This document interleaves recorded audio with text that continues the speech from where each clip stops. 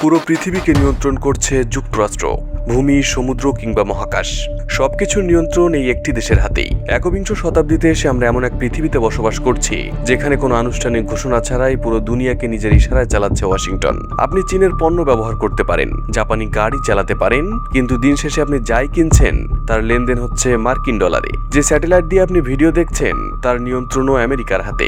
এমনকি পৃথিবীতে আপনি কি করতে পারবেন, কি পারবেন না, কোথায় যেতে পারবেন, কোথায় যেতে পারবেন না, সবকিছুর সীমানা নির্ধারণ করে দিয়েছে দেশটি। সীমানার বাইরে গেলে আপনি বা আপনার দেশ পড়বে মার্কিন শাস্তির কবলে। অথচ এই মার্কিনরা পৃথিবীতে মাত্র 100 বছরের কম ব্যবধানে পুরো বিশ্বের হর্তাকর্তা হয়ে উঠেছে। কিন্তু কিভাবে একটি দেশ আটলান্টিক মহাসাগরের ওপার থেকে এসে পুরো পৃথিবীর মোড়ল হয়ে উঠল? আজকের এই ভিডিওতে আমরা আমেরিকার আধিপত্যের সেই গোপন রহস্যগুলো ফাঁস করব। না টেনে পুরো ভিডিওটি দেখতে থাকুন, আর অবশ্যই ওয়ার্ল্ড চ্যাপ্টার সাবস্ক্রাইব করে পাশে থাকা বেল আইকনটি বাজিয়ে দিন, যেন আমাদের পরবর্তী ভিডিও সবার আগে আপনার কাছেই পৌঁছায়। আমেরিকার ক্ষমতার প্রথম স্তম্ভ হলো তাদের সামরিক উপস্থিতি। পৃথিবীতে প্রায় প্রতিটি গুরুত্বপূর্ণ পয়েন্টে আমেরিকার কোনো না কোনো সামরিক ঘাঁটি রয়েছে। বিশ্বের 80 থেকে 100টির বেশি দেশে 750টির বেশি সামরিক ঘাঁটি রয়েছে আমেরিকানদের। এসব ঘাঁটিতে রয়েছে উন্নত যুদ্ধজাহাজ, শক্তিশালী যুদ্ধবিমান, সাবমেরিন এবং কয়েক লাখ মার্কিন ফোর্স। এমনকি কোনো কোনো ঘাঁটিতে রয়েছে পারমাণবিক বোমাও। দেশটির সামরিক বলয় এমনভাবে সাজানো যে আমেরিকা চাইলে পৃথিবীর যে কোনো প্রান্তে মাত্র 1 ঘন্টার মধ্যে বোমা ফেলতে পারে। তাদের 11টি সুপার ক্যারিয়ার অর্থাৎ ভাসমান বিমানবাহী রণতরী মহাসাগরগুলোতে টহল দেয়, যার এক একটি এয়ারক্রাফট একটি ছোটখাটো দেশের পুরো বিমান বাহিনীর চেয়েও শক্তিশালী। যুক্তরাষ্ট্রের শক্তির আরেক বড় জায়গা হলো ন্যাটো বা অকুজের মতো সামরিক জোট। এই দুই জোট আমেরিকাকে অন্যদের খরচায় নিজের নিরাপত্তা নিশ্চিত করার সুযোগ দেয়। ফলে ইউক্রেন বা মধ্যপ্রাচ্যে সরাসরি অংশ না নিয়েও আমেরিকা সেখানকার কলকাঠি নাড়তে পারে। আবার মধ্যপ্রাচ্যে যুক্তরাষ্ট্রের মদতপুষ্ট ইসরায়েল তো আছেই। আড়াল থেকে ইসরায়েলকে দিয়ে পুরো অঞ্চলকে অশান্ত করে রেখেছে ওয়াশিংটন। বিনিময়ে যুক্তরাষ্ট্র থেকে ইসরায়েল পাচ্ছে বিলিয়ন বিলিয়ন ডলার এবং সামরিক সরঞ্জাম। তবে সামরিক শক্তি থাকলেও আমেরিকার সবচেয়ে বড় শক্তি তাদের কামান নয়, বরং তাদের কাগজের নোট বা ডলার।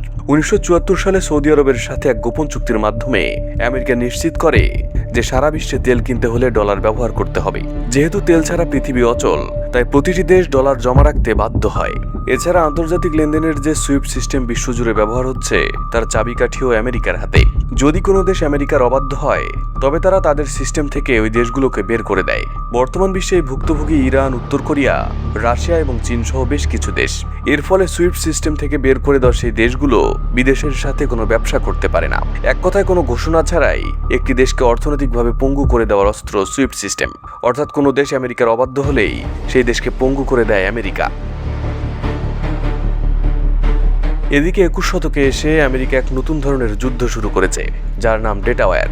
ভালো করে খেয়াল করুন, গুগল, মেটার ফেসবুক, হোয়াটসঅ্যাপ, অ্যাপল কিংবা মাইক্রোসফট, এই টেক জায়ান্টরাই কিন্তু আমাদের ব্যক্তিগত তথ্য নিয়ন্ত্রণ করছে।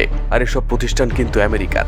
এই বিশাল ডেটা আমেরিকার কেবল ব্যবসার জন্য নয়, বরং রাজনৈতিক গোয়েন্দাগিরি এবং জনমত তৈরির কাজে ব্যবহার করে।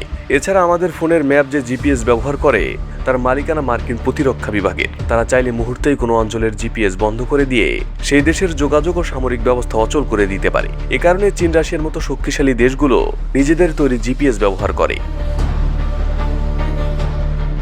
তবে একচ্ছত্র আধিপত্য এখন বড় ধরনের হুমকির মুখে। চীন এখন সামরিক ও প্রযুক্তিগতভাবে আমেরিকার সমকক্ষ হওয়ার চেষ্টা করছে।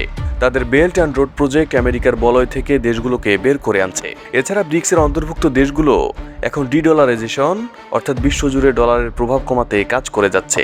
ভারত, চীন, রাশিয়া এবং ব্রাজিল এখন নিজেদের মুদ্রায় লেনদেন শুরু করছে। যদি তেল বেচা কেনায় ডলারের ব্যবহার কমে যায় তবে আমেরিকার এই বিশাল অর্থনীতির ফানুস মুহূর্তে ফেটে যেতে পারে। ইতিহাস বলে কোনো পরাশক্তি চিরকাল টিকে থাকে না।